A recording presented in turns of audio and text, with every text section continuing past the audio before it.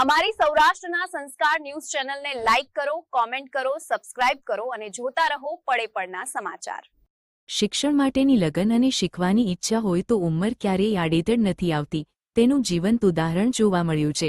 કંચનબેન પટેલ, જે શિક્ષિકા તરીકે ફરજ બજાવી રહ્યા છે અને આવતી 31 મે 2026ના રોજ નિવૃત્ત થવાના છે, તેમણે 58 વર્ષની ઉંમરે ધોરણ 10નું હિન્દી વિષયનું પેપર આપી સૌને પ્રેરણા આપી છે।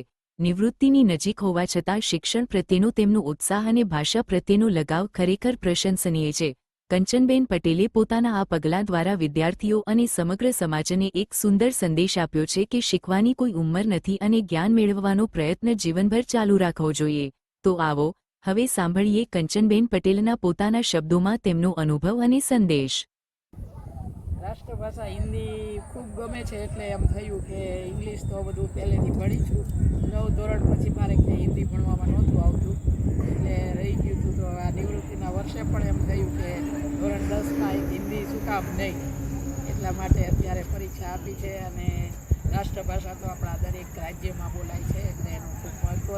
અને આગળની બીજી પરીક્ષાઓ પણ હિન્દીની પાસ કરી છે, એક 10મા ધોરણમાં બાકી હતું। તો આ નિમિત્તે મને હિન્દી સાહિત્ય વાંચવાનું મળ્યું, ખૂબ વાંચ્યું, સુધા મૂર્તિને જાણ્યા, ઘણા બધા લેખકોને જાણવા મળ્યા। તો બધા જ વિદ્યાર્થીઓને અને આખા સમાજને કહેવા માગું છું કે આપણી રાષ્ટ્રભાષા હિન્દી તો આપણે પ્રથમ જ રાખવી જોઈએ, એવું મને લાગે છે।